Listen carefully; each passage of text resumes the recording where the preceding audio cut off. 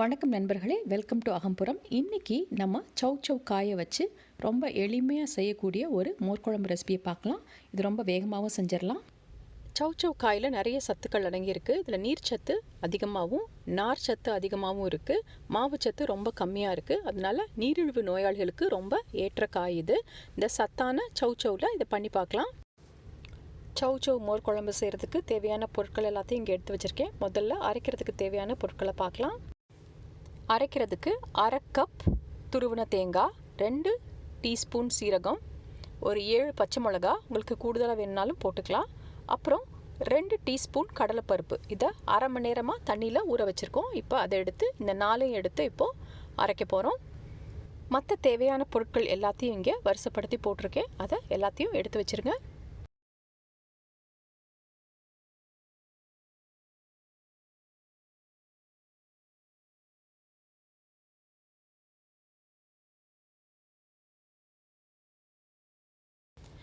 வாங்க இப்போ எப்படி பண்ணுறதுன்னு பார்க்கலாம். ஒரு சட்டியில் எண்ணெயை காய வச்சு எண்ணெய் காஞ்ச உடனே கடுகு உளுந்தம் பருப்பு போட்டு வெடிக்க விடுங்க.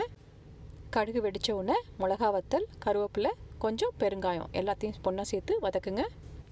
இப்போ நறுக்கின வெங்காயத்தை போட்டு வெங்காயம் நல்லா கண்ணாடி மாதிரி வர வரைக்கும் நல்லா வதக்கி விடுங்க. இதுக்கு ஒரு 4-5 நிமிஷம் ஆகும். அடுப்பை மிதமான சூட்டில் வச்சுட்டு இதை பண்ணுங்கள். இப்போது வெங்காயம் நல்லா வதங்கின உடனே நம்ம காயை எடுத்து இதில் போட்டுடலாம். காயை தோல் சீவிட்டு இந்த மாதிரி பெரிய பெரிய துண்டுகளாக நறுக்கி வச்சுருக்கேன். இப்போது காயை போட்டு ஒரு 5 நிமிஷம் வதங்க விடுங்க. நம்ம அரைச்ச விழுதை இப்போ இதில் சேர்த்துடலாம். அதோட கொஞ்சம் மஞ்சத்தூளையும் சேர்த்துருங்க. சேர்த்து எல்லாத்தையும் நல்லா கிண்டி விடுங்க. இப்போ நல்லா கிண்டி விட்ட பிறகு தேவையான அளவு உப்பு போடுங்க. உங்கள் சுவைக்கேற்ற மாதிரி போட்டுக்கோங்க. முதல்ல கம்மியாக போட்டுட்டு நீங்கள் கடைசியாக மோரெல்லாம் ஊற்றிட்டு எல்லாத்தையும் கலக்கிட்டு கடைசியாக நீங்கள் திருப்பியும் உப்பை பார்த்து சரி பண்ணிக்கலாம். ஒரு 1/2 கப் தண்ணி ஊற்றி மூடி போட்டு ஒரு 5 நிமிஷம் வேக விடுங்க. 5 நிமிஷம் கழித்து பார்க்கலாம். இப்போ 5 நிமிஷம் ஆச்சு. இப்போ நம்ம மூடியை திறந்து பார்க்கலாம். இப்போ காய் நல்லா வெந்திருக்கான்னு பாருங்கள். இந்த சௌ காய் வந்து ரொம்ப வேகமாக வெந்துடும்.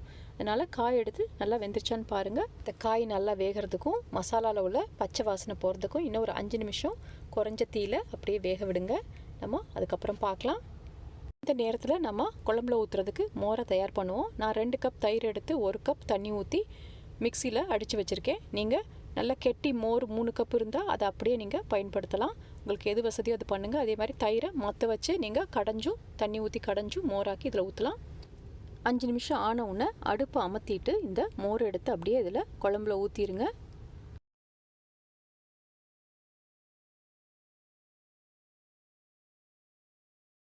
சட்டியில் இருக்கிற சூடு அப்புறம் இந்த குழம்புல இருக்கிற சூடு, இந்த சூட்லேயே வந்து இந்த மோர் வந்து சூடாயிரும். இப்போ அப்படியே ஒரு 5 நிமிஷம் விட்டுருங்க. அப்புறமா நம்ம எடுத்து சாப்பிட ஆரம்பிக்கலாம். இந்த சுவையான சௌ மோர் குழம்பை நீங்கள் வெள்ளை சாதத்தோடையோ இல்லை உமி எடுக்கப்படாத ப்ரௌன் ரைஸோடையோ சாப்பிட்லாம். வரகு, சாமை மாதிரி சிறுதானியங்களில் செஞ்ச சாதத்தோடு சாப்பிட்லாம். இல்லாட்டி காலிஃப்ளவர் சாதத்தோடு சாப்பிட்லாம். இது கூட காரமாக உருளைக்கிழங்கோ அல்லது சேப்பங்கிழங்கோ அல்லது வாழைக்காய் வறுவலோ செஞ்சு சாப்பிட்டா ரொம்ப நல்லாயிருக்கும். காலிஃப்ளவர் சாதம் செய்முறை மற்றும் உருளைக்கிழங்கு மற்றும் எடோ ஃப்ரை செய்முறை நம்ம சேனல்லே இருக்குது. அந்த லிங்க்ஸை டிஸ்கிரிப்ஷனில் போடுறேன். நீங்களும் எல்லாம் செஞ்சு பாருங்கள். இந்த அருமையான எளிமையான மோர்க்குழம்பை செஞ்சு பார்த்துட்டு எப்படி வந்துச்சுன்னு கமெண்ட் செக்ஷனில் போடுங்க. இந்த காணொலி உங்களுக்கு பிடிச்சிருந்ததுன்னா லைக் பண்ணுங்கள். எங்கள் சேனலுக்கு சப்ஸ்கிரைப் பண்ணுங்கள். மீண்டும் அடுத்த காணொலியில் சந்திப்போம். நன்றி, வணக்கம்.